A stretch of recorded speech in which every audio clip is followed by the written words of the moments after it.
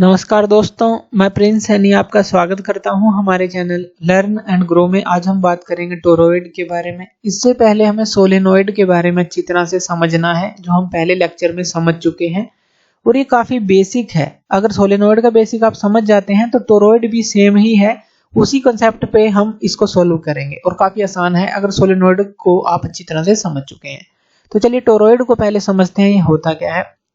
ये एक होलो circular ring होती है जिसके ऊपर लार्ज नंबर में इंसुलेटेड टर्न्स होती हैं मेटेलिक वायर की, जो कि क्लोजली बाउंड होती हैं, एक दूसरे के पास पास उनको लगाया जाता है।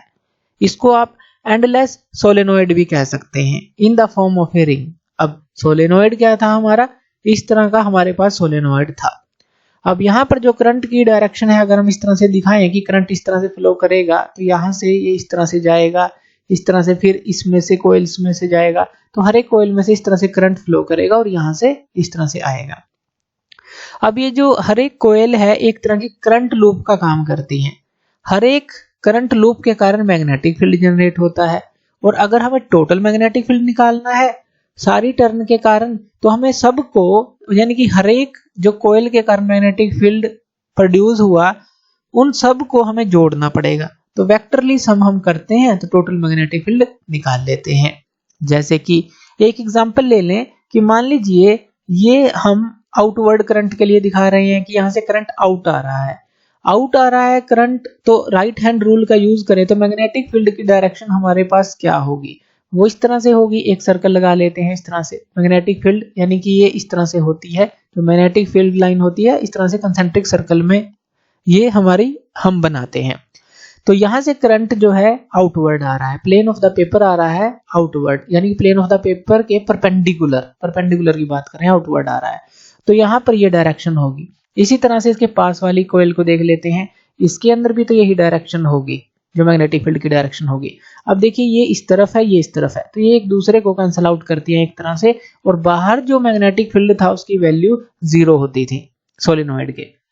लेकिन यहाँ पर देखें ये करंट यहाँ से इस तरह से फ्लो कर रहा है और यहाँ से ये जो है यहाँ पर आएगा। इसी तरह से यहाँ से जो करंट है वो इनवर्ड की तरफ जा रहा है, प्लेन ऑफ द पेपर के परपेंडिकुलर इनवर्ड।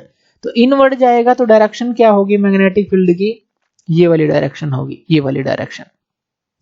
तो ये राइट हैंड रूल का यूज करके आप निकाल सकते हैं। थंब को आपको इनवर्ड रखना है, प्लेन ऑफ द परपेंडिकुलर के जो प्लेन ऑफ द पेपर है उसके परपेंडिकुलर इनवर्ड, और फिंगर को कर्ल करना है तो ये आपको ये डायरेक्शन मिलेगी।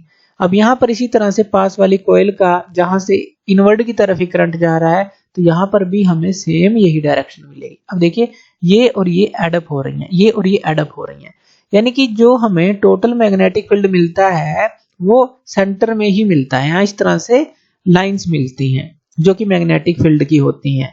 तो इसका मतलब जो बाहर होता है इसके वो 0 होता है, और जो हमारा इसके अंदर होता है वहीं पर हमें टोटल मैग्नेटिक फील्ड मिलता है, क्योंकि यहाँ पर एडअप हो जाता है, स्ट्रॉन्ग होता चला जाता है। इन कोइल्स के अंदर की बात कर रहे हैं, यहाँ पर इनके अंदर सिर्फ यहीं पर हमें मैग्नेटिक फील्ड मिलता था सोलेनॉइड के अंदर, ये हमने देखा क्यों मिलता था। अब इसी तरह से अगर हम इसको सोलेनॉइड को एक रिंग की फॉर्म में बना दें, जैसे कि इस फॉर्म में बना दें, ये टोरॉइड है हमारा एंडलेस सोलेनॉइड जिसको बोल रहे हैं। अब यहाँ पर जो करंट है वो यहाँ से फ्लो करेगा, सेम यही कंसेप्ट यहाँ पर लगेगा। अब मैग्नेटिक फील्ड हमें क्या यहाँ मिलना चाहिए बाहर, तो वो नहीं मिलेगा। क्यों? क्योंकि देखिए ये आउटसाइड है, ये आउटसाइड है, जैसे हमने सोलेनॉइड की बनाई थी, एक तरह से सोलेनॉइड है बस रिंग की फॉर्म में तो कर दिया हमने, इसको रिंग बना दिया। तो यहाँ पर मिलेगा? नहीं मिलेगा। क्या नीचे यहाँ पर मिलता? ये भी तो इसकी आउटसाइड थी, यहाँ पर भी नहीं मिलता। मिलता कहाँ? सिर्फ इन कोइल्स के बीच में। इसी तरह से जब हमने इसकी रिंग बनाई तो इस साइड भी नहीं मिलेगा, चाहे ये इसकी अब इनर साइड बन चुकी है, जैसे ये इसकी दोनों आउटसाइड थी ऊपर और नीचे, लेकिन ये अब आउटर साइड और इनर साइड बन चुकी है, लेकिन यहाँ पर तो हमें मैग्नेटिक फील्ड नहीं मिलेगा। मिलेगा कहाँ? मिलेगा हमें यहाँ पर, जो इसके बिल्कुल बीच में है, कोइल्स के बीच में कह लें कि यहाँ पर हमें मिलेगा, इन कोइल्स के बीच में। तो यहाँ पर ये जो लूप बनेगी यहीं पर हमें मैग्नेटिक फील्ड मिलेगा। ये क्लियर है हमारा कि यहाँ पर मैग्नेटिक फील्ड मिलेगा। तो यही मैग्नेटिक फील्ड हमें निकालना है टोरॉइड के केस में। तो चलिए स्मॉल n को हम मान लेते हैं नंबर ऑफ टर्न्स और l को हम मान लेते हैं जो इसकी लेंथ है, पूरी लूप की लेंथ है। n है हमारा number of turns per unit length of toroid. तो ये आप समझे, ये l हो गई टोटल, यानी कि ये पूरी लूप का क्या मतलब है, l किसके बराबर आ जाएगा, 2 पाई r के बराबर। ये क्लियर है, 2 पाई r के बराबर आ गया है। n क्या हो गया, number of turns per unit length of the toroid, और I ले लेते हैं जो करंट इससे फ्लो कर रहा है। तो ये हमने मान लिया। तो चलिए अब हम यहां पर मैग्नेटिक फील्ड को निकालते हैं। यहां पर 3 रेडियस हम लेंगे, एक इनर साइड, एक आउटर साइड और एक ये जो हमने बिल्कुल बीच में ली है। तो यहां से आप समझ ही गए होंगे कि यहां पे करना क्या है।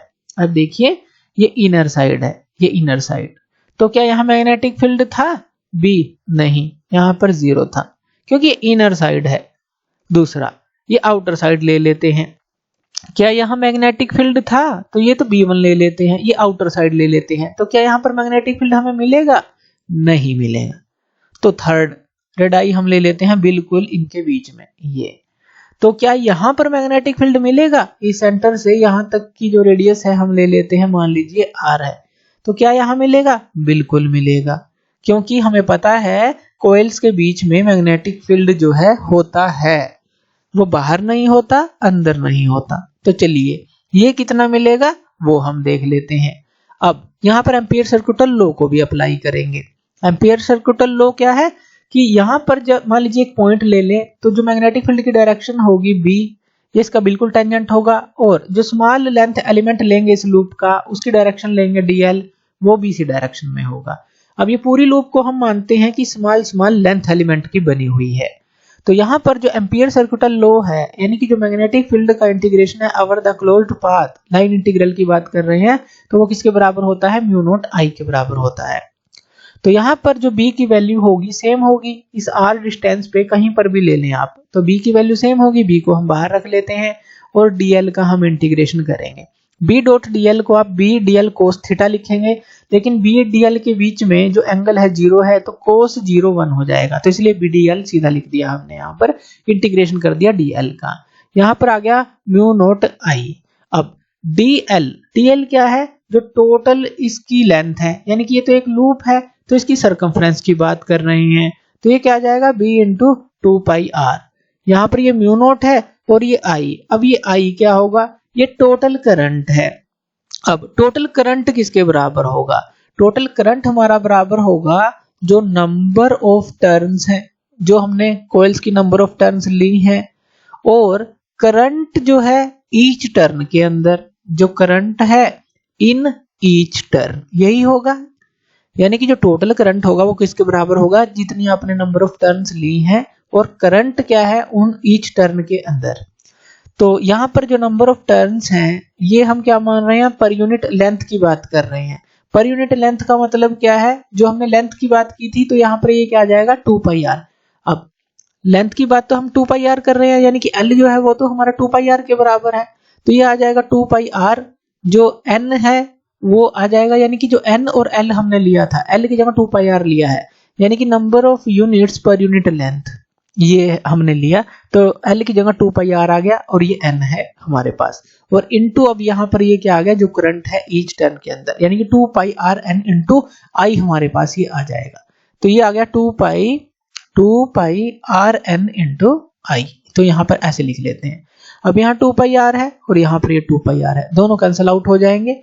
b की वैल्यू हमारे पास क्या आ गई, यहाँ पर म्यू नॉट एन आई, ये हमारे पास वैल्यू आ जाती है।